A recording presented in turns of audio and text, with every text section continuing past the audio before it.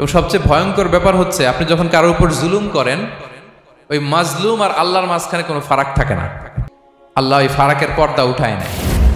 খবরদার, মজলুমের কান্না কখনো বৃথা যায় না। জীবনের কোনো না কোনো সময়ে এর প্রায়শ্চিত্ত আপনাকে করতে হবে। জীবনের কোনো না কোনো সময়ে এর প্রায়শ্চিত্ত করে আপনাকে মরতে হবে।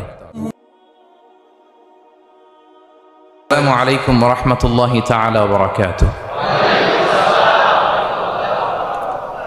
نحمده ونصلي على رسوله الكريم أما بعد فأعوذ بالله من الشيطان الرجيم بسم الله الرحمن الرحيم وقاتلوا في سبيل الله الذين يقاتلونكم ولا تعتدوا إن الله لا يحب المعتدين صدق الله العظيم رب اشرح لي صدري ويسر لي أمري واحلل عقدة من لساني يفقه قولي বাংলাদেশি মুসলিম কমিউনিটি মালয়েশিয়ার আয়োজনে ইউনিভার্সিটি সায়েন্স মালয়েশিয়ার এই খুলিয়া দেওয়ান খুলিয়ার এই থিয়েটার হল রুমে যারা আপনারা উপস্থিত হয়েছেন তাদের সবাইকে জানাচ্ছি আন্তরিক শুভেচ্ছা এবং অভিনন্দন। আহলান ওয়া সাহলান ওয়া মারহাবান বিকুম ফি হাযা আল-লিকা আত-তাইয়্যিব আল-মুবারাক। শুরুতে আমরা আল্লাহ রাব্বুল ইজ্জা ওয়াল জালালের দরবারে শুকরিয়া জ্ঞাপন করছি যে আল্লাহ রাব্বুল ইজ্জা ওয়াল জালাল আমাদেরকে একটি চমৎকার জায়গায়, চমৎকার একটি পরিবেশে কিছু দিনই কথা শুনবার জন্য একত্রিত হওয়ার সুযোগ দিয়েছেন। আমরা সবাই পড়ছি কালিমাতুশ শুকুর আলহামদুলিল্লাহ। আল্লাহ রাব্বুল ইজ্জা ওয়াল জালালের দরবারে শুকরিয়া জ্ঞাপনের পাশাপাশি আমি আজকের এই প্রোগ্রামের অর্গানাইজিং কমিটি যারা আছেন তাদেরকে আমি অন্তরের অন্তঃস্থল থেকে শুকরিয়া জানাতে চাই। বিশেষ করে আজকের এই হল রুম পাইয়ে দেওয়ার ক্ষেত্রে আমাদের এখানে ডক্টর আজিম, রাইট, মাশাআল্লাহ, ডক্টর আজিম এখানে উপস্থিত আছেন। পেনাংয়ের বিভিন্ন পর্যায়ের বাংলাদেশি প্রবাসী ব্যবসায়ী ভাইরা আছেন, তারপর এখানে ভলান্টিয়ার্স ভাইরা আছেন এবং সিকিউরিটির দায়িত্বে একটা পোশাকি বাহিনী এখানে আছেন। আমি প্রত্যেককে অন্তরের অন্তঃস্থল থেকে শুকরিয়া জানাই। এবং এই যে আমরা মাগরিবের আগে বসলাম, আমরা আমাদের নিয়ত খালেস করে নিই যে এই একটি ঘন্টা আমরা আল্লাহর জন্য ব্যয় করব, কিছু শিখবার জন্য, নিজের জীবনকে পরিবর্তন করবার জন্য। তাহলেই আমাদের এত আয়োজন। এই যে সকালে আমরা ফজরের আজানোর 1 ঘন্টা আগে উঠে আমরা রওনা হয়েছি, কুয়ালালামপুর থেকে এসেছি, আপনারা অনেক দূর দূরান্ত থেকে এসেছেন। আমাদের এই আশা বসা এটা কাজে লাগবে। আমরা কামনা করি আল্লাহ তাআলা আমাদের এই আশাকে, এই বসাকে, এই একত্রিত হওয়াকে, এই কোরআনের এই মিলন মেলাকে আমাদের নাজাতের ওয়াসিলা বানাক। আমরা ইউনিভার্সিটি সায়েন্স মালয়েশিয়ার এই হলরুমে যেমনি সবাই একত্রিত হয়েছি, আল্লাহ তাআলা সেই জান্নাতুল ফিরদাউসেও যেন তার মেহমান হয়ে আমরা একত্রিত হতে পারি। আল্লাহ তাআলা আমাদেরকে তৌফিক দান করুক। সম্মানিত ভাইয়েরা, আপনারা সবাই সুস্থ আছেন তো? আলহামদুলিল্লাহ। আল্লাহ তাআলা আপনাদের সবাইকে ভালো রাখুন, সুস্থ রাখুন, নিরাপদে রাখুন, তার সন্তুষ্টির পথে অবিচল রাখুন। কালামুল্লাহ মাজিদে আল্লাহ তাআলা জানিয়ে দিয়েছেন 7 শ্রেণীর ব্যক্তিকে তিনি অপছন্দ করেন। কয় শ্রেণীর? আবার বলুন, কয় শ্রেণীর? জি, 7 শ্রেণীর ব্যক্তিকে আল্লাহ তাআলা অপছন্দ করেন। তো মানে আল্লাহ তাআলা তাদেরকে ভালোবাসেন না। আমরা আজকে এই 7 শ্রেণীর ব্যক্তি কারা তাদের ব্যাপারে জানার চেষ্টা করব এবং আমরা সতর্ক হয়ে যাব যে আমরা যেন তাদের অন্তর্ভুক্ত না হই। কি বলেন? কোন 7 শ্রেণীর ব্যক্তি, কোন অভাগা, কোন কপাল পোড়া সেই 7 শ্রেণীর ব্যক্তি যাদেরকে আল্লাহ তাআলা পছন্দ করেন না, ভালোবাসেন না, এই মর্মে তিনি কালামুল্লাহ মাজিদে ঘোষণা দিয়েছেন। এবং আমরা সতর্ক হওয়ার চেষ্টা করব এই বৈশিষ্ট্য যেন কশিনকালেও কভু আমাদের মধ্যে না আসে। তাহলে কালামুল্লাহ মাজিদ আল্লাহ তাআলা যে জানিয়েছেন যে তিনি 7 শ্রেণীর ব্যক্তিকে পছন্দ করেন না, তার মধ্যে প্রথম শ্রেণী হচ্ছে সীমা লঙ্ঘনকারী। আরবিতে বলে আল মুআতাদুন। সীমা লঙ্ঘনকারী ব্যক্তিকে আল্লাহ তাআলা পছন্দ করেন না।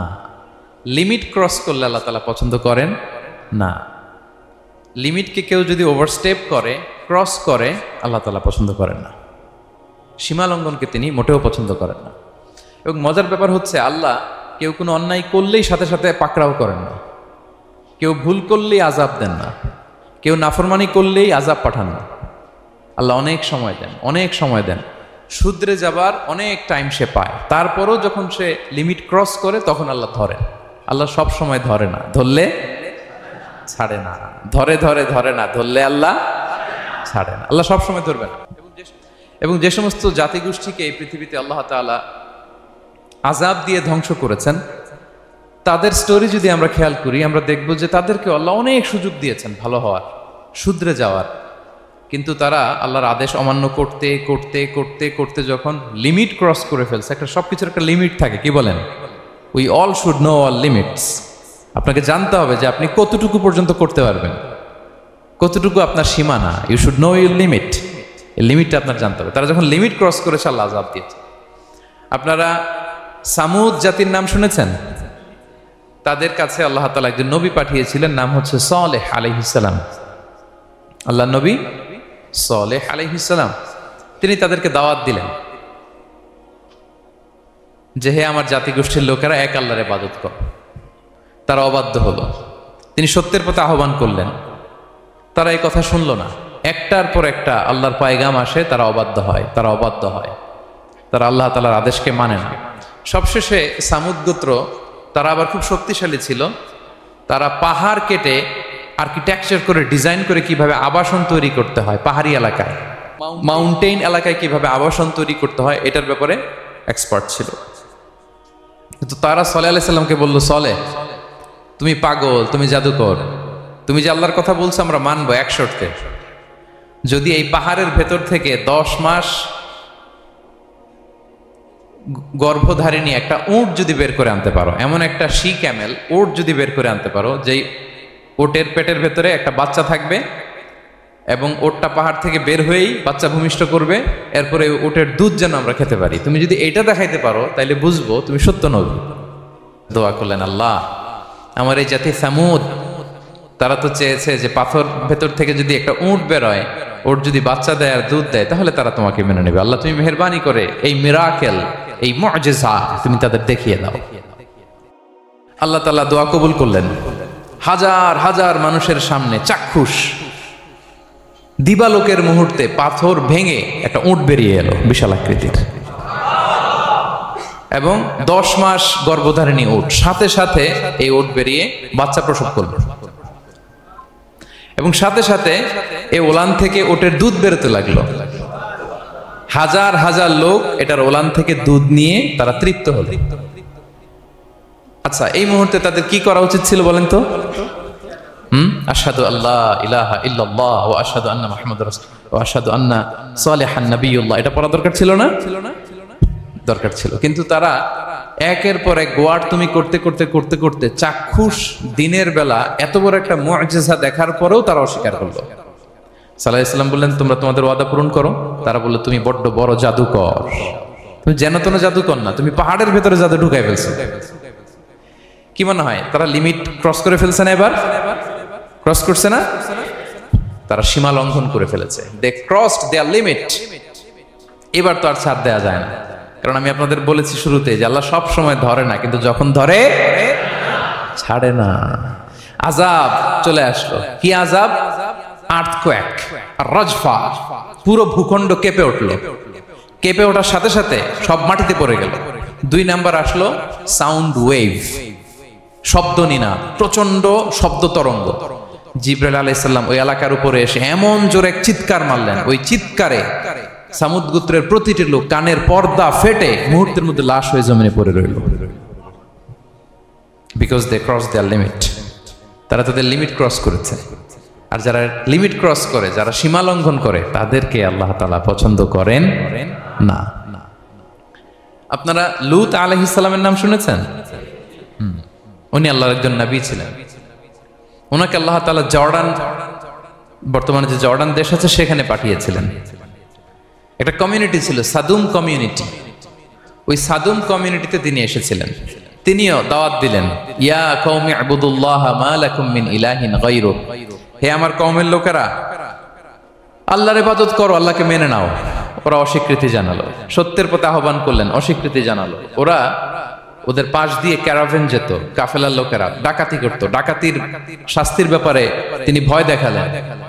তারা নিবৃত্ত হলো না। এমনকি তারা সমলিঙ্গের প্রতি যৌন আকর্ষণ বোধ করতো। নাউযুবিল্লাহ। হোমোসেক্সুয়ালিটি, এখন একটা গ্রুপ আছে দেখবেন যে রংধনু নিয়ে মিষ্টি মিষ্টি কথা শোনায় বিশ্বব্যাপী।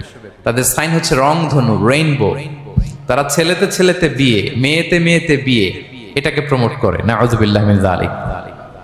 আমাদের এই মুসলিম সমাজে যেন এই আবর্জনা প্রবেশ করতে না পারে, আমাদেরকে সচেতন থাকতে হবে, ঠিক কিনা? এই সাদুম কমিউনিটির একটা বদ অভ্যাস ছিল, তারা ছেলেতে ছেলেতে বিয়ে করত, পুরুষে পুরুষে। আল্লাহ নবী লূত আলাইহিস সালাম তাদেরকে বুঝালেন যে পৃথিবীতে কেউ এই পাপ কাজ করেনি। প্রাণীদের মধ্য থেকেও একটা পুরুষ প্রাণীর প্রতি আকৃষ্ট হয় না। তোমরা আশরাফুল মাখলুকাত হয়ে কিভাবে এই কাজ করো? তোমরা থামো। তিনি নানা ভাবে হৃদয় নিংড়ানো ভাষা দিয়ে দাওয়াত দিলেন, কিন্তু তারা মানল না। তারা এই পাপ কাজ করতেই লাগলো। আল্লাহ তাআলা ফেরেশতা পাঠিয়েছিলেন ওনার কাছে পুরুষের আকৃতিতে। তারা এই আল্লাহর পাঠানো ফেরেশতাদের সাথে এই অপকর্ম করার প্ল্যান করেছিল। তারা মনে করেছিল সাধারণ মানুষ, আসলে এগুলো ছিল কি? আল্লাহর ফেরেশতা। তো আল্লাহর ফেরেশতার সাথে যেহেতু এরকম পাপ কাজের চিন্তা করেছে, তার মানে দে ক্রস দেয়ার লিমিট। কি বলেন?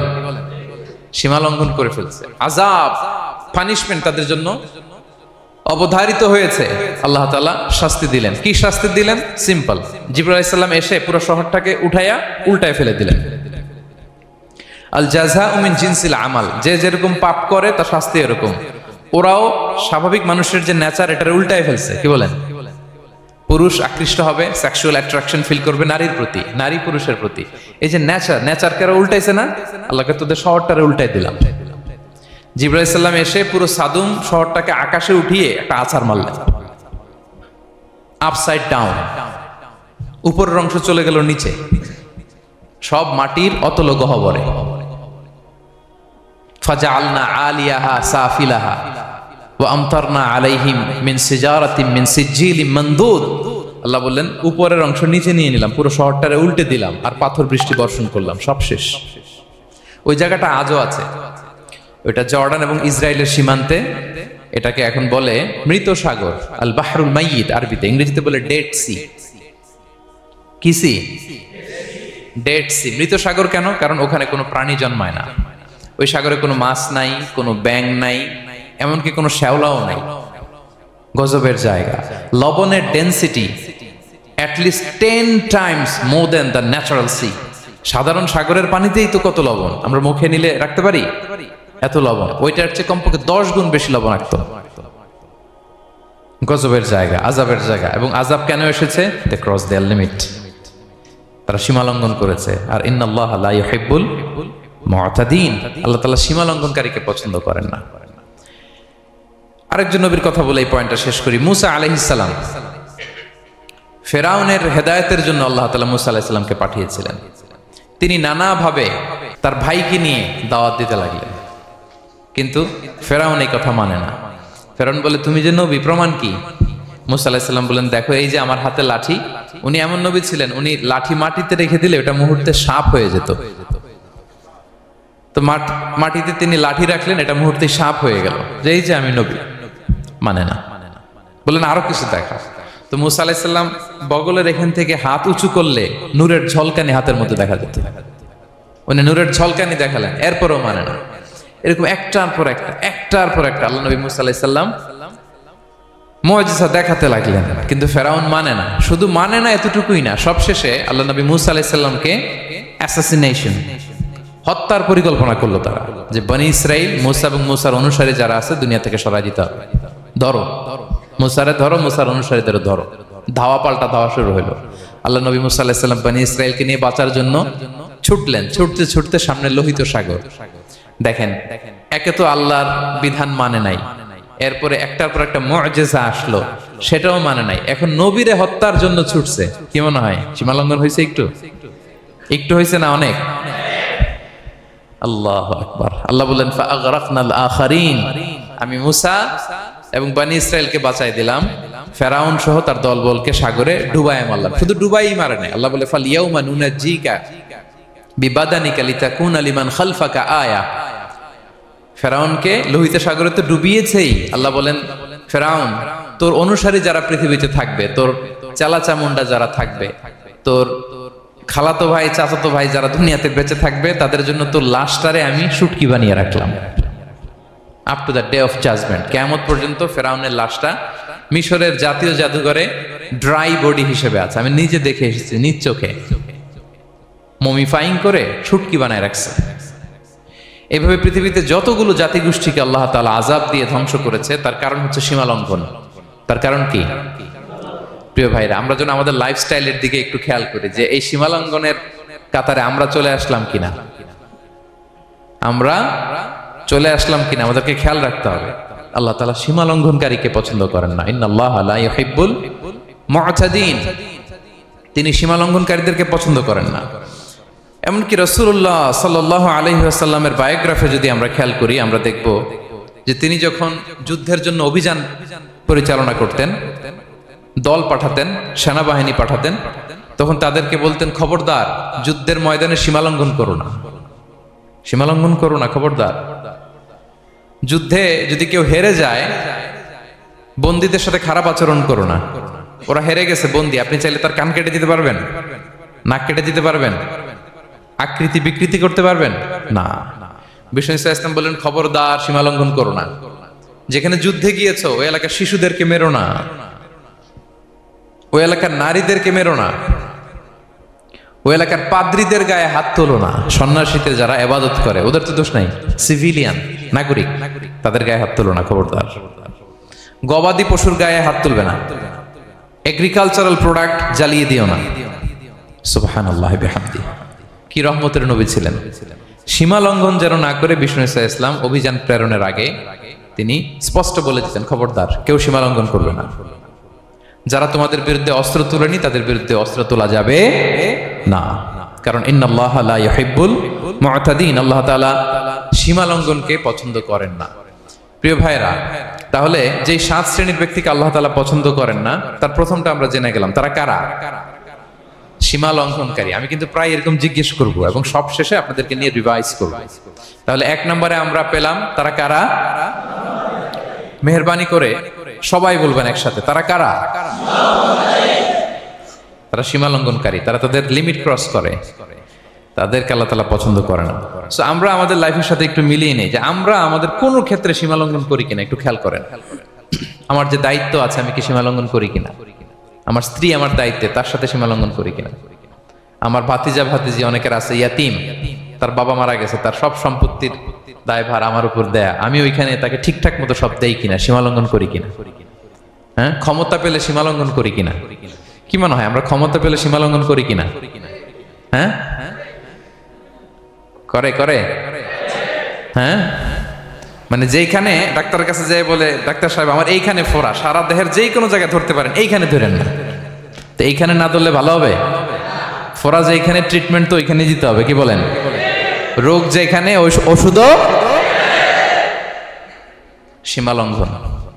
দায়িত্ব পেলে আমরা সীমা লঙ্ঘন করি। এমনকি আমরা যারা ইবাদত করি, অনেকে ইবাদতেও সীমা লঙ্ঘন করি। ইবাদতেও না, ভারসাম্য থাকতে হবে, পরিমিতি বোধ থাকতে হবে। এবং মজার ব্যাপার হচ্ছে আল্লাহ তাআলা দোয়া এবং জিকিরের ক্ষেত্রে এই কথাটা উল্লেখ করেছেন যে তোমরা দোয়া জিকিরের ক্ষেত্রে সীমা লঙ্ঘন করো না। আল্লাহ তাআলা বলেন, উদউ রাব্বাকুম তাদাররুআ ওয়া খুফিয়া ইন্নাহু লা ইউহিব্বুল মু'তাদিন।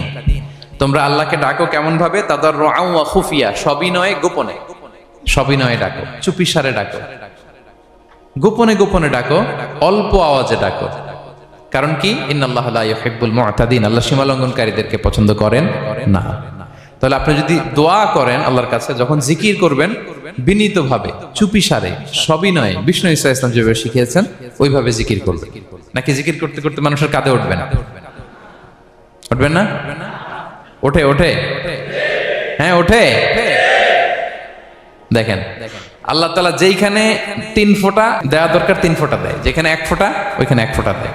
আল্লাহ তাআলা ইন্নাহু লা ইউহিব্বুল মু'তাদিন, আল্লাহ সীমা লঙ্ঘনকে পছন্দ করেন না। এই কথাটা ঢুকাইছে কোথায়? দোয়া আর জিকিরের মধ্যে। কারণ আল্লাহ জানে আল্লাহর কিছু বান্দা থাকবে তারা দোয়া এবং জিকিরের সময় কি করবে? সীমা লঙ্ঘন করবে। মাঝে মাঝে কিছু ভিডিও ক্লিপসে দেখা যায় জিকির করতে করতে আরেকজনের কাঁধের উপরে, যিনি জিকির পরিচালনা করতেছে তার মাথার উপরে। এখন আমি ওয়াজ করতেছি, আপনি যদি লাফাইতে লাফাইতে এসে আমার উপরে পড়েন, হ্যাঁ মাইকের উপরে যদি এসে পড়েন, আমার অবস্থা হবে কি? লাফাতে লাফাতে উপরে উঠে যায়, নিজে ইনজুর্ড হয়, পাশের শ্রোতাকে ইনজুর্ড করে, যিনি আলোচনা পরিচালনা করতেছে তাকে ইনজুর্ড করে। এরকম আছে না নাই? ইন্নাহু লা ইউহিব্বুল মু'তাদিন। আল্লাহ তাআলা সীমা লঙ্ঘনকে পছন্দ করেন না। তাহলে আমাদের প্রত্যেকের উচিত আমাদের লিমিট জানা, আমরা যেন আমাদের কখনো লিমিটকে ক্রস না করি প্রিয় ভাইরা। এটা প্রতিটি ক্ষেত্রে, ইভেন ইবাদতে আমরা যেন সীমা লঙ্ঘন না করি। এই পয়েন্টটা মনে থাকবে আপনাদের? আচ্ছা, তাহলে 2 নম্বরে আমরা চলে যাই। 2 নম্বরে যে শ্রেণীকে আল্লাহ তাআলা পছন্দ করেন না তারা হচ্ছে জালিম বা অত্যাচারী। জালিম বা অত্যাচারী, যারা জুলুম করে তাদেরকে আল্লাহ তাআলা পছন্দ করেন না। আল্লাহ তাআলা বলছেন, ফাআম্মাল্লাযীনা কাফারু ফাউআযিবুহুম আযাবান শাদীদান ফিদ দুনিয়া ওয়াল আখিরা ওয়া মা লাহুম মিন নাসিরিন। যারা দুনিয়াতে কুফরি করবে কঠিন শাস্তি দুনিয়াতেও আখিরাতেও। ওয়া আম্মাল্লাযীনা আমানু ওয়া আমিলুস সলিহাতি ফায়ুওয়াফিহিম উজুরাহুম। আর যারা ঈমান আনবে সৎকর্ম করবে তাদের প্রতিদান আমি আল্লাহ বুঝিয়ে দেব। ওয়াল্লাহু লা ইউহিব্বুয যালিমিন। তবে জেনে রাখো আল্লাহ তাআলা জালিমিনদেরকে পছন্দ করেন। তাহলে 2 নম্বরে পাওয়া গেল কাদেরকে পছন্দ করে না? আপনি যদি কারো প্রতি জুলুম করেন তাহলে আপনি জালেম, সে হচ্ছে মাজলুম। সে কি? মাজলুম। মজলুম আপনারা ক্ষমা না করলে আল্লাহ তাআলা আপনারা ক্ষমা করবে না। মজলুম যদি ক্ষমা না করে আল্লাহ তাআলা কঠিন কালো আপনাকে ক্ষমা করবে না। এজন্য জুলুম যেন আমরা কখনো না করি প্রিয় ভাইরা। জুলুম শুধু আল্লাহ তাআলা আমাদের উপরই হারাম করেনি, আল্লাহ নিজের উপর হারাম করছে। জুলুম শুধু আমাদের জন্যই হারাম না, আল্লাহর জন্য হারাম। আল্লাহ তাআলা বলেন হাদিসে কুদসিতে, ইয়া ইবাদি, হে আমার বান্দারা, ইন্নী হারামতু যুলমা আলা নাফসি, আমি জুলুমকে আমি আল্লাহ নিজের উপরে হারাম করেছি। ওয়া জাআলতুহু বাইনাকুম মুহাররামা, এবং এই জুলুমকে তোমাদের উপর হারাম করেছি। ফালা তাযালামু, তোমরা একে অপরের উপর জুলুম করো না। জুলুম শুধু আমাদের উপরই হারাম না, আল্লাহ নিজের উপরও হারাম করেছেন। তাহলে জুলুমের সাথে কি মুমিনের কোনো সম্পর্ক থাকতে পারে? পারে না। এবং আল্লাহ তাআলা কখনো কোনো বান্দার উপর জুলুম করেন না। ওয়া আন্নাল্লাহা লাইসা বিযাল্লামিন লিল আবিদ, তিনি তার বান্দার উপর জুলুম করেন না। কোনোভাবেই যেন জুলুম না হয়ে যায়, এজন্য আল্লাহ তাআলা কিয়ামতের দিন মাওয়াজিনাল কিসত, ন্যায়ের মানদণ্ড তিনি প্রতিষ্ঠা করবেন, যাতে একটু ভুল না হয়ে যায়, জুলুম না হয়ে যায়। আমরা মাঝে মাঝে যে দোকান থেকে বস্তায় বস্তায় চাল নিয়ে আসি না, চাল দেখা যাবে যে 1 মণ চাল হয়তো সামান্য একটু কম হইতে পারে, সামান্য একটু বেশিও হইতে পারে, এরকম হয় না? দেখবেন যে দিছে 10 কেজি, বাসায় এসে দেখবেন যে 10 কেজির চেয়ে একটু বেশি, একটু সামান্য বেশি কয়েক গ্রাম, অথবা 10 কেজির চেয়ে সামান্য কয়েক গ্রাম কম, এরকম হয়ে যায় না? মানুষ তো আমরা, কি বলেন? কিন্তু আল্লাহর নিক্তি পাল্লায়, মিজানের পাল্লায় এরকম হবে নাকি? হবে? হবে? আল্লাহ বলে না, মাওয়াজিনাল কিসত, ন্যায়ের মানদণ্ড সেটা। ফামাইয়া আমাল মিসকালা যাররাতিন খায়রান ইয়ারা, যাররা পরিমাণ ভালো করেছো তো সেটাও ওজন দেয়া যায় ওই পাল্লায়। সুবহানাল্লাহ পড়বেন না? ওমাইয়া আমাল মিসকালা যাররাতিন শাররান ইয়ারা, অনুপরিমাণ খারাপ করেছো সেটাও ওজন দেয়া যায়। কারণ ওয়া আন্নাল্লাহা লাইসা বিযাল্লামিন লিল আবিদ, তিনি বান্দার উপর জুলুম করেন না। তিনি এমন পাল্লা দিয়েছে যাতে জুলুম না হয়। আমাদেরটাই ভুল হয়ে যেতে পারে, ওনারটাতে ভুল হলে চলবে না, কেউ জিতে যাবে, ঠকে যাবে, কি বলেন? জাররা কাকে বলে? জাররা, জাররা মানে এত ছোট জিনিস, এত ক্ষুদ্র জিনিস যেটা খালি চোখে দেখা যায় না। বাংলাদেশের উদাহরণ দিলে বুঝতে পারবেন ভালো। বাংলাদেশে শীতের সিজনের কথা মনে আছে আপনাদের? না মালয়েশিয়া এসে সব খাই ফেলাইছেন? হ্যাঁ, মালয়েশিয়া তো সারা বছর গরম, সারা বছর বৃষ্টি, শীত হয় না। তো বাংলাদেশের শীতের সিজনে টিনের ঘর যাদের থাকে, মনে আছে কিনা জানি না আপনাদের, ওই টিনের চালে যদি ছিদ্র থাকে, শীতের দিন টিনের চালে যদি ছিদ্র থাকে, তাহলে মাঝে মাঝে দেখবেন ওই চিকন ছিদ্রটা দিয়ে সূর্যের একটা আলো ঘরের ভিতরে ঢুকে। মনে পড়ে? টিনের চালের ছিদ্র, চিকন এই ছিদ্রটা দিয়ে সূর্যের একটা চিকন রশ্মি নিচে পড়ে। তো ওইটার কাছে গেলে দেখা যায় ওই আলোটার মধ্যে পাতলা কি কি যেন ধুলাবালি উঠতেছে। এটা আবার অন্য জায়গায় দেখা যায়, এমনি দেখা যায় না, কিন্তু ওইটার কাছে গেলে দেখা যায় এই আলোটা যেই বরাবর আসছে, এইখানে কিছু ক্ষুদ্র ছোট ধূলিকণা, ডাস্ট ঘুরে বেড়ায়। আল্লাহ বলে এইটার নাম হচ্ছে যাররা। ফামাইয়া আমাল মিসকালা যাররাতিন খায়রান ইয়ারা, এই ডাস্ট উড়ে বেড়ানো ছোট্ট ধূলিকণা যেটা খালি চোখে দেখা যায় না, এতটুকু ভালো যদি করো সেটাও সেই মিজানের পাল্লায় ওজন দেয়া যায়। এতটুকু খারাপও যদি করো সেটাও সেই মিজানের পাল্লায় ওজন দেয়া যায়। আল্লাহু আকবার। তিনি তার বান্দার উপর জুলুম করেন না। জুলুম তিনি নিজের উপর হারাম করেছেন, আমাদের জন্য কি করেছেন? হারাম করেছেন। এবং বিষ্ণু ইসলাম আরো ভয়ঙ্কর কথা বলেছেন। তিনি বলেছেন, মান যালামা কিদা শিবরিন মিনাল আরদি তুবিকাহু মিন সাবঈ আরাদিন। কেউ যদি জুলুম করে তার ভাইয়ের 1 বিঘত পরিমাণ জমিন খায়। 1 বিঘত চিনেন তো? এই যে আমার এই আঙ্গুল থেকে এই আঙ্গুলটা, এটা টান টান করলে যতটুকু জায়গা, এটার বলে 1 বিঘত। শিবের আরবিতে বলে শিবের। হ্যাঁ, মান যালামা কিদা শিবর। বিষ্ণু বলেন এই 1 শিবর, 1 বিঘত জমি যদি কেউ অন্যায়ভাবে জুলুম করে তার ভাইয়ের কাছ থেকে খায়, কিয়ামতের দিন তুবিকা আলাইহি সাবউ আরাদিন, এই 7 জমিনকে আল্লাহ তাআলা তার ঘাড়ে চাপাবে। খা এবার, খা। অন্যের জমি খাওয়ার এত শখ ছিল, এবার 7 জমিন ঘাড়ে কর। কিয়ামতের ময়দানে আপনার দেহটার বিশাল আকৃতির করা হবে, এই 7 জমিনকে আপনার কাঁধে তুলে দেওয়া হবে। এজন্য আমরা অন্যের রাইটস, অধিকার যেন নষ্ট না করি, কারো উপর যেন জুলুম না করি, কোনোভাবেই না। আমরা নানাভাবে এই জুলুমটা করি। আমরা প্রায় দাদার সম্পত্তি থেকে ফুফুদেরকে বঞ্চিত করি, বাবার সম্পদ থেকে বোনদেরকে বঞ্চিত করি। হ্যাঁ, নিজের ভাই আরেক ভাইকে, আপন ভাই ভাইকে বঞ্চিত করে, জুলুম করে। এরকম দৃশ্যপট আমাদের সমাজে আছে না নাই বলেন তো? কিয়ামতের দিন আল্লাহর সুপ্রিম কোর্টের কাঠগড়ায় হিসেব দিতে হবে। আর এই জালিমদেরকে আল্লাহ তাআলা পছন্দ করেন না। এবং সবচেয়ে ভয়ঙ্কর ব্যাপার হচ্ছে, আপনি যখন কারোর উপর জুলুম করেন, ওই মাজলুম আর আল্লাহর মাঝখানে কোনো ফারাক থাকে না। আল্লাহ ওই ফারাকের পর্দা উঠায় নেয়। বিষ্ণু বলেন, ইত্তাকি দাওয়াতাল মাজলুম, তোমরা মজলুমের বদদোয়াকে ভয় করো, খবরদার। কারণ ফাইন্না লাইসা বাইনাহু ওয়া বাইনাল্লাহি হিজাব, তার আর আল্লাহর মাঝে কোনো পর্দা থাকে না। দোয়া করলেই ওটা আরশে যেয়ে কবুল হয়ে যায়। আল্লাহ তাআলার চারিপাশে অনেক পর্দা আছে। কেউ কেউ বলে 70,000 নূরের পর্দা। এই 70,000টা সহিহ হাদিস দ্বারা সাব্যস্ত না, কিন্তু অসংখ্য অগণিত পর্দা, এবং পর্দাও এটা নূরের পর্দা। আচ্ছা বলেন তো, জানলা দিয়ে বাইরের আলো ঠেকাতে আমরা দেয়ালে জানালায় কি লাগাই? পর্দা লাগাই। পর্দাটা কিসের তৈরি? মোটা কাপড়ের, যাতে করে ওই আলো না আসে। কিন্তু আল্লাহর চারদিকে যে পর্দা, ওই পর্দাটা কিসের? নূরের, আলোর। ওনার পর্দাই আলো দিয়ে তৈরি। সুবহানাল্লাহ বললেন না? বিষ্ণু বলেন, ইত্তাকি দাওয়াতাল মাজলুম, মজলুমের বদদোয়াকে ভয় করো। ফাইন্না লাইসা বাইনাহা ওয়া বাইনাল্লাহি হিজাব, কেউ যখন মজলুম হয়ে কেঁদে বদদোয়া করে, তার আর আল্লাহর মাঝে ওই পর্দা থাকে না। বদদোয়া করছে, ডাইরেক্ট কবুল। খবরদার আমার পেনাঙ্গের ভাইয়েরা, আমরা যেন জালিম না হই। In it's any form, operation in it's any form, যেই কোনো ভাবে, যেই কোনো ক্ষেত্রে, যেই কোনো ধরনের হইতে পারে জুলুম। কাউকে আপনি ছোট্ট কোনো কাজে ঠকালেন, বন্টন নীতিতে ঠকালেন, হ্যাঁ, জমি মেরে দিয়ে ঠকালেন, আমানত মেরে দিয়ে ঠকালেন, ইন ইটস এনি ফর্ম যদি জুলুম করে থাকেন, খবরদার। মজলুমের কান্না কখনো বৃথা যায় না। মজলুমের কান্না কখনো বৃথা যায় না। জীবনের কোনো না কোনো সময়ে এর প্রায়শ্চিত্ত আপনাকে করতে হবে।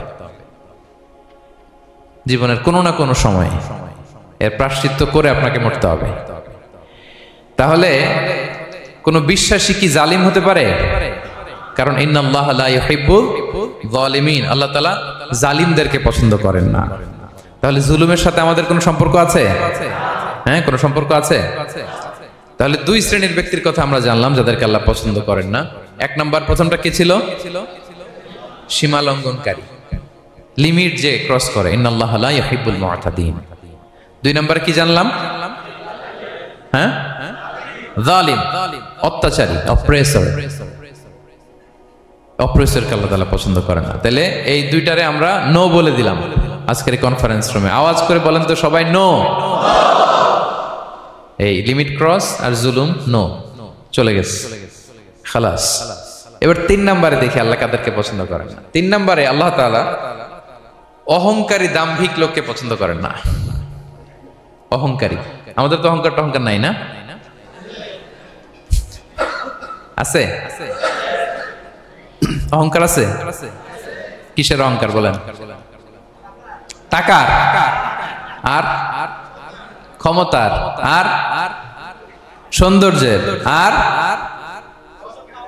হ্যাঁ পাওয়ার, সোশ্যাল পাওয়ার, এই যে অহংকার, অহংকারের খাঁচা থেকে মুক্ত রাখো আমাদেরকে তুমি প্রভু হয়ে, পড়েন আমিন।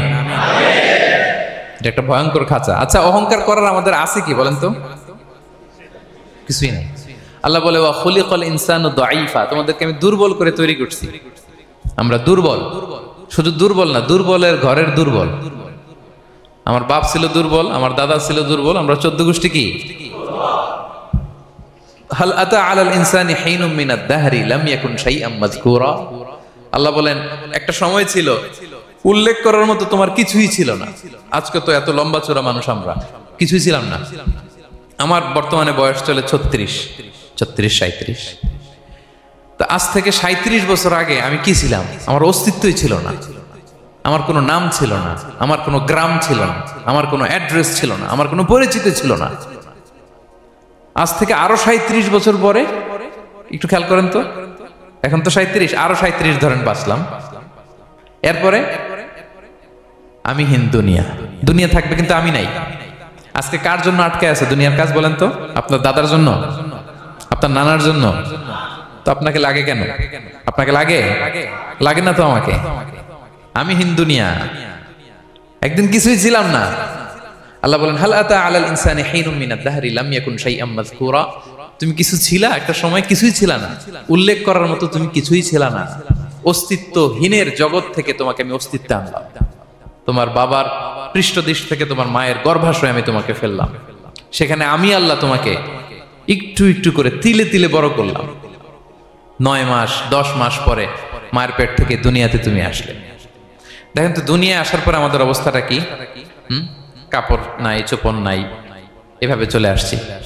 আসার পরে কেউ যদি মুখে খাবার তুলে দেয় তাইলে খাইতে পারি, হ্যাঁ, তাও লিকুইড খাবার, এদিক দিয়ে দিলে এদিক দিয়ে পড়ে যায়, খালি মুছতে হয়। মেহমান একজন এসে আদর করে কোলে নিচে পেশাব করে দিছি ভরাইয়া, আছে না নাই? হয়েছে না, হয়েছে না? এরকম আদর করে একটা কোলে নিছেন, এখনই না ডায়াপার আসছে মিয়া। আজ থেকে 10 বছর আগে এগুলো ছিল নাকি? প্যাম্পাস ডায়াপার ছিল, এই কাঁথা টাথা নিয়ে কোলে নেওয়া লাগতো, তারপরে দিছে ওদিক দিয়ে জামা টামা ভিজে শেষ। ইভেন রাসূল সাল্লাল্লাহু আলাইহি ওয়াসাল্লামের কোলে এরকম বাচ্চারা পেশাব করে দিছে, এরকম হাদিস আছে। আদর করে মায়েরা বাবারা আসলেই তো তার বাচ্চাকে রাসূল সাল্লাল্লাহু আলাইহি ওয়াসাল্লাম কোলে দিতেন, পেশাব করে দিতেন। তো কার কোলে উঠছে এটাও জানি না, পেশাব করে ভরাই দিচ্ছে। পেশাব পায়খানা করে শয়লাভ। লিকুইড দিলে খেতে পারি, শক্ত কিছু খেতে পারি না। এই তো আমি, এই তো আমার ক্ষমতা। একজন যে বললেন ক্ষমতার অহংকার, এই তো ক্ষমতাটা তো এতটুকু। এরপরে যখন জোয়ান হয়েছে, এখন তো জোয়ান, এখানে একটা ভূমিকম্প হইলে কি অবস্থা হবে বলেন তো জোয়ানদের? হ্যাঁ, কাঁপতে কাঁপতে সব শেষ। একটা ভূমিকম্প, একটা তুফান হলে ওটার বিরুদ্ধে দাঁড়াতে পারি না। একটা তুফান, রাস্তায় টায়ার পাংচার হলে লাফ দিয়ে উঠি। ক্ষমতা আমার, আমার নাকি ক্ষমতার অহংকার। কি দুর্বল আমরা, হ্যাঁ? কুকুর আমাদেরকে কামড় দিলে আমরা কুকুরের কামড়ও দিতে পারি না, ঠিক কিনা? মশা যে কামড়ায়, এটা ধরতে না পারলে কিছু করতে পারি? কামড় মাইরা দিছে দৌড়। বল্লা পোকা এসে যদি কামড় দিয়ে দৌড় দিয়ে কিছু করতে পারেন? তো কিসের কিসের ক্ষমতা আপনার? এরপর আবার যদি 70-80 বছর হায়াত পাই, আবার আগের মতো যেখানে বসি ওইখানেই ডাইরেক্ট, আছে না নাই? বয়স যখন 80 হয়ে যায় আর থাকে শরীরের কন্ট্রোল, আবার যেখানে বসে ওইখানেই পেশাব পায়খানা। খাবার দিলে খাইতে পারি, পিঠটা বাঁকা হয়ে কুজু হয়ে গেছে, এর নাকি আবার অহংকার। সাজে অহংকার, সাজে অহংকার, সাজে একজনের। আওয়াজ করে বলতে হবে তিনি কে? 3 নম্বরে অহংকার, দাম্ভিককে আল্লাহ পছন্দ করেন না প্রিয় ভাইরা। আল্লাহ বলেন কারুনের ঘটনাকে আল্লাহ এখানে এনেছেন। আল্লাহ বলেন ইন্না কারুনা কানা মিন কওমি মূসা। কারুন ছিল মুসা আলাইহিস সালামের কওমের লোক, মুসা আলাইহিস সালামের কাজিন ছিল মূলত। কারুন নামে একজন সম্পদশালী ছিল। মিশরের রাজধানী কায়রো থেকে 100 কিলো দূরে ফাইউম নামে একটা জেলা আছে, ওখানে তার বাড়ি ঘর। আমি দেখে এসেছি, কয়েকবার গিয়েছে। তো ফাবাগা আলাইহিম, সে মানুষের উপর চড়াও হলো। ওয়া আতাইনাহু মিনাল কুনুজি মা ইন্না মাফাতিহাহু লাতানু বিল উসবাতি উলিল কুওয়া। আল্লাহ বলেন এই কারণকে আমি এত সম্পদ দিয়েছি, এত বেশি ছিল তার সম্পদ, সম্পদগুলো যে সে আলমারির ভিতরে রাখতো, ওই আলমারির যে চাবি হইতো, এই চাবিগুলোরে ওজন করার জন্য, কাঁধে নেওয়ার জন্য 10 জন পেশি শক্তি পুরুষ লাগতো। আলমারি রাখার জন্য না, কি রাখার জন্য? আলমারি ভর্তি যে সোনা দানা গহনা, ওইটা হচ্ছে চাবি। ওই চাবিগুলা বহন করতে একদল পেশি পুরুষ লাগতো, এত সম্পদ। তো তাকে এলাকার লোকেরা বলেছিল খলালাহু কওমুহু লা তাফরাহ, হে কারণ তুমি গর্ব করো না। কারণ তাকে বলছিল মুসা আলাইহিস সালাম যাকাত দাও, সে বলতেছে আমি যাকাত দিব কেন, এই সম্পদ তো আমার। ইন্নামা উতিতুহু আলা ইলমিন ইনদি, আমি আমার বুদ্ধি খাটায় এই সম্পদ কামাইছি, আমার সম্পদ আমি খাবো, আমি যাকাত দিব কেন। আল্লাহ বলেন ইন্নাল্লাহা লা ইউহিব্বুল ফারিহিন, কারণ তুমি অহংকার করলে আমি আল্লাহ অহংকারকে বরদাস্ত করি না, অহংকারীদেরকে আমি আল্লাহ পছন্দ করি না।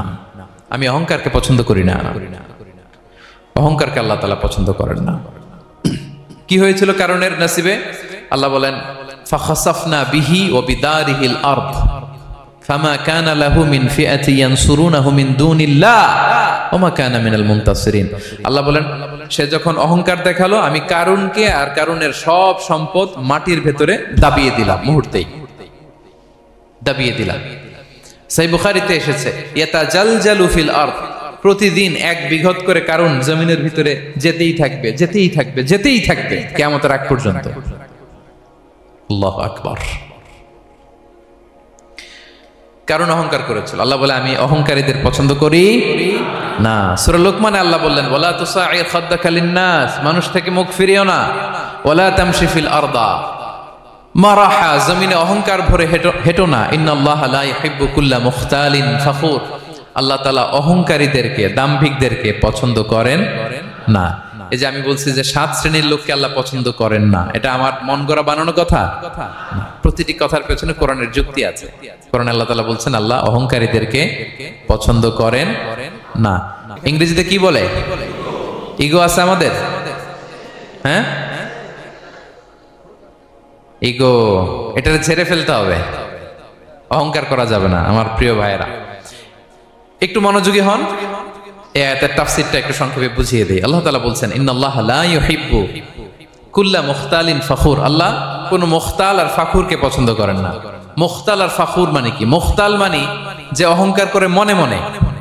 কিছু লোক আছে ভিতরে ভিতরে নিজের বড় মনে করে, বাইরে বলে না বা বলার সাহস পায় না, কিন্তু ভিতরে ভিতরে ভাবে আমি কোন হনুরে, কি বলে আমি কোন, আমি তো বড়, আরে আমার চেয়ে বড় বেশি জানে নাকি কেউ, আমার চেয়ে কিছু পারে নাকি, আমি তো, কিন্তু এটা মুখ দিয়ে বলে না, ভিতরে ভিতরে আছে না নাই? এদেরকে আরবিতে বলে মুখতাল। কি বলে? মুখতাল। আরেকজন ফাখুর, সে শুধু ভিতরে না, এটা প্রকাশ্যে বলে বেড়ায়, এটা আরো ডেঞ্জারাস। ফাখুর সে আরো খারাপ, সে প্রকাশ্যে তার অহংকার প্রদর্শন করে, বলে বেড়ায় যে আমি বড়, আমি বড়, আমি বড়। এই আমি বড় কথাটাই সবচেয়ে ভয়ঙ্কর। আমি বড় কথাটাই সবচেয়ে ভয়ঙ্কর।